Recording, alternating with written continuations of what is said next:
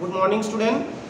তোমরা যারা উত্তরবঙ্গ বিশ্ববিদ্যালয়ের অধীনে এবছর সেকেন্ড 4 6 সেমিস্টারে পরীক্ষা দিবে, তাদের জন্য আমাদের এখানে প্রত্যেকটি সাবজেক্টের প্রত্যেকটি সেমিস্টারের সাজেশন নিয়ে এখন আলোচনা করা হচ্ছে।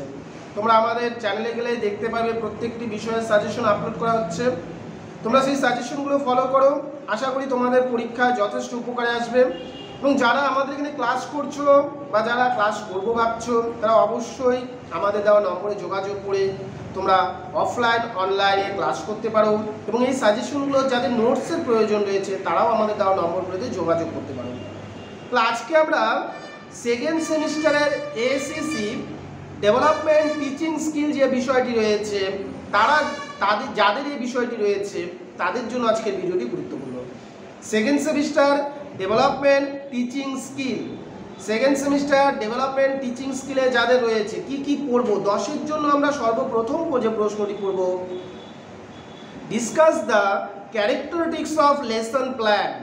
Discuss the characteristics of lesson plan, খুব ভালো করে প্রশ্নটা পড়বেন, পরীক্ষার জন্য কমন রয়েছে। Discuss the characteristics of lesson plan অর্থাৎ লেসন প্ল্যান বা পাঠ পরিকল্পনার বিভিন্ন বৈশিষ্ট্যগুলি রাখবো। 2 নম্বরে তোমরা যে প্রশ্নটি পড়বে, discuss the advantage of lesson plan. Discuss the advantage of lesson plan, পাঠ পরিকল্পনার বিভিন্ন সুবিধাগুলি আলোচনা করো। Discuss the advantage of lesson plan. এরপরে তোমরা 3 নম্বরের জন্য যে প্রশ্নটা পড়বে, discuss the different type of lesson plan. Discuss the different type of lesson plan, পাঠ পরিকল্পনার যে বিভিন্ন বিভাগগুলি রয়েছে। Discuss the different type of lesson plan, এই প্রশ্নটাও তোমরা ভালো করে পড়বে। 4 নম্বরে তোমরা যে প্রশ্নটি পড়বে, discuss the principle development of lesson plan. একটি পাঠ পরিকল্পনার বিকাশের ক্ষেত্রে কি কি নীতি গ্রহণ করা দরকার। Discuss the principle development of lesson plan. এরপরে তোমরা 5 এবং শেষ নাম্বার যে প্রশ্নটি পড়বে, discuss the Edgar Dale's classification of TLM. Discuss the Edgar Dale's classification of TLM. এই যে 5টি প্রশ্ন পড়লাম, এই 5টি প্রশ্ন তোমরা যদি পড়ে যাও তাহলে অবশ্যই 2টি প্রশ্ন এখান থেকে তোমরা কমন পেয়ে যাবে। এরপর তোমরা 5-এর জন্য যে প্রশ্নগুলি পড়বে, সর্বপ্রথম প্রশ্ন, right a short note meaning of lesson plan অর্থাৎ পাঠ পরিকল্পনার অর্থ লেখো। Right a short note meaning of lesson plan, ভালো করে পড়ো। 2 নম্বর তোমরা পড়বে, write a short note meaning of teaching skill, শিখন দক্ষতা কাকে বলে। Right a short note meaning of teaching skill, ভালো করে পড়বে। 3 নম্বরে তোমরা যে প্রশ্নটি পড়বে, write a short note simulated teaching. Right a short note simulated teaching, ভালো করে পড়বে।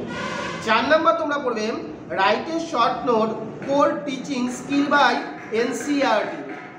Write a short note core teaching skill by NCERT. এরপর 5 নম্বরের জন্য তোমরা যে প্রশ্নটি পড়বে, write a short note step of preparation of lesson plan. Write a short note step of preparation lesson plan.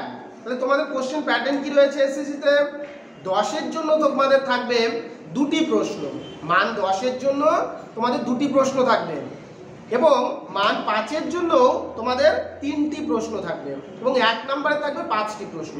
তাহলে আমি 10-এর জন্য বলেছি 5টি প্রশ্ন, মান 5-এর জন্য বলেছি 5টি প্রশ্ন। 1 নম্বরে তোমাদের যে প্রশ্নগুলি রয়েছে সেগুলো আমাদের ক্লাসে লেখানো হয়েছে, ঠিক আছে? এবং যাদের মনে হচ্ছে যে না সেই ক্লাসটিও আলোচনা করা প্রয়োজন, তোমরা অবশ্যই কমেন্ট করবে। দেখো আমরা বারবার বলি, তোমরা যে বিষয়ের প্রয়োজন রয়েছে তারা কমেন্টগুলো অ্যাটলিস্ট করো, সেই অনুযায়ী আমরা ভিডিও নিয়ে আসবো যার যে বিষয়ের প্রয়োজন রয়েছে। সবাই চ্যানেলটির সঙ্গে যুক্ত থাকো। ধন্যবাদ সবাইকে।